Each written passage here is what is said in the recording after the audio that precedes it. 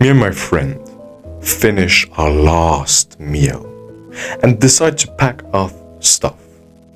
In our bags, we had each a fake mattress, these very thin, water, spears we created out of sticks we sharpened, and a box of matches. We had a bow as well. We started marching towards the cave. Up the hills, there was no moon. It was dark night. We go through the dark forest, marching. In the dark, we hear this.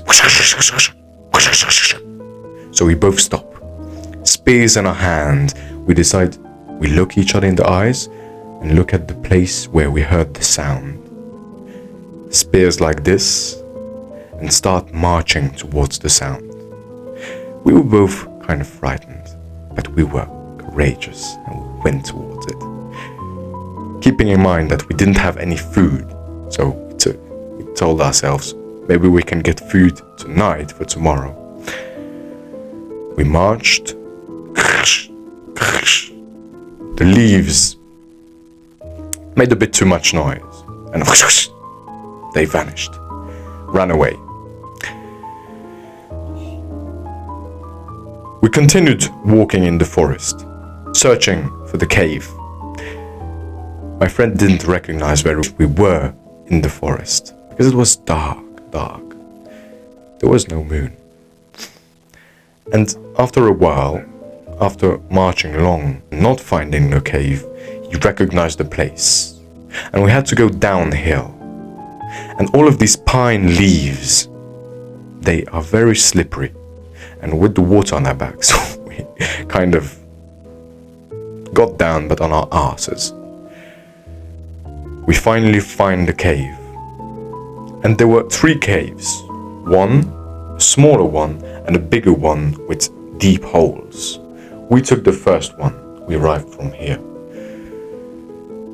And our neighbors, the cave just next to us, had already sticks. So I don't know if we stole from them, sorry, Mr. Caveman. But we took all of the sticks because we wanted to make a fire. We were cold. It was dark. We had no light. We tried making a fire in the dark. When I was in school, we did something called forest school. Every week, we went for a whole day in the forest, searching for wood, playing with friends, creating fires, tools, and just learning a lot about how our ancestors lived. So we had a few techniques on how to start a fire. But in the dark, finding the sticks and putting them in the right place was not the best. But after several trials of, alright man, let's do it again. Just put everything aside, started it again. Matches started to go down. We had less and less matches, and the fire still didn't start. Again, let's try it again. After a while, we were, bro, we have only a few left of matches. What should we do? We decided to keep the matches in case we still needed light, but decided to abandon the fire. In the cave, in the dark, without a light, we installed our beds. So we decided to snuggle into our sheets and try and sleep. Slowly, in the beginning, we were like, oh, this is not as bad. And then we started hearing sounds, far away, but as well very close to us. They were animals. I think they didn't really understand what we were, why we were here. What the hell are they doing here?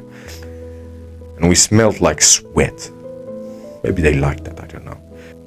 So each time you started falling asleep, and then you heard like some weird noise far away. I slept not very bad, even though sometimes I woke up to like weird noises, even very close. I think the animals came to us when we were sleeping to check out what are these. And one, me and my friends, in the thing, and we kind of like pushed our elbows and to see if the other one was sleeping. We both weren't sleeping and decided to like scream like this. And the animal just ran away. The night felt like it was like a year long. It was really, really, really long. Not necessarily cold, but long. We get up, and the first thing we see, there was a bit more light. It was early in the morning, but there was more light. We look at where we slept.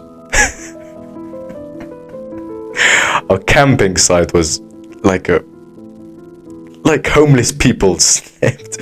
Stuff everywhere, jackets, coats, an ugly fire that didn't even light. So we decided, all right, let's have some water and let's go hunt, because I feel kind of hungry. And he was like, yeah, sure. We were joking that most people living in town wouldn't be able to actually go through this forest, but we knew how to go through it, because when we were little, we played in it. Our tummies were aching, and from bad sleep and earth all around our faces, the first bird we saw, we stopped moving. We're like, oh my man, we're gonna eat that! Very quickly flew away by sensing our enthusiasm. Said, oh, hell no. So we shot with the bow and missed the bird. I'm sure he laughed at us and what are these amateurs? We continued on the journey, deciding to go through a road. We were like, coming back to society. What is this? Decided to go to a river, hoping there were fishes we could catch. No fishes. So we decided to go more in the forest where there was more river, and decided to wait, hoping there would be a deer that would come.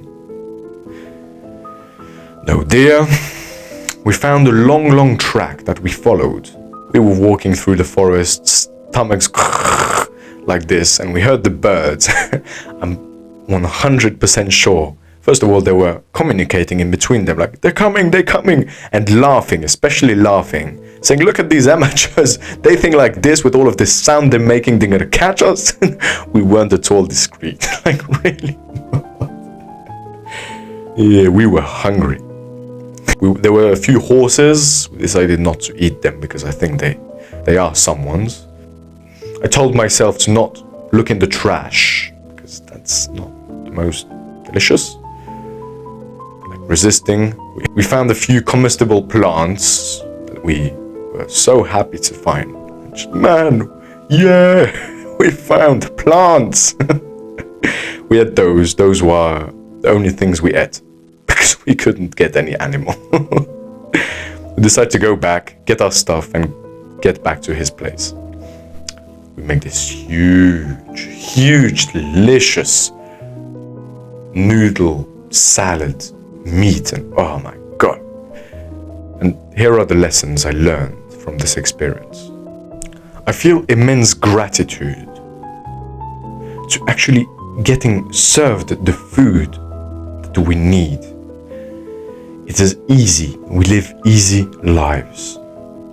Thinking back to our ancestors, imagine the patience and the long-term thinking they had to have. Imagine the senses they had to develop to eat. Today you just click a few buttons and you get the food. I'm not saying you should go back to primal existence and go to hunt a few mammoths. Even though for the experience you would really learn a lot of things about yourself and the world that holds you. Immense gratitude for the food you eat. Wow. That first taste I had after not eating for hours and hours was like, oh my god. It was so like an explosion of beauty in my mouth. It was, wow. By the way, having gratitude will bring more happiness in your life as well.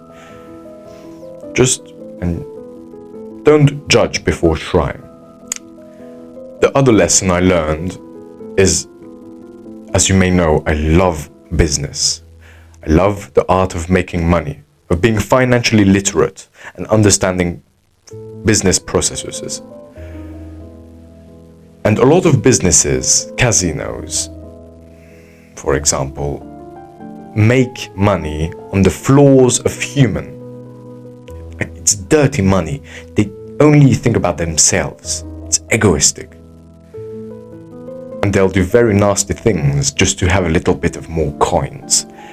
So I decided, really, my life won't be complete until I made a profitable business that makes a better world. I will only make money through making a better world. If not, I won't accept it. Making money is totally okay. But making money through something that enriches the beauty of Mother Nature, of humans, of society, that's what I'm doing. I 100% reckon to do the experience yourself. Find your best friend, go in the forest without food, fast, and just enjoy. Ciao.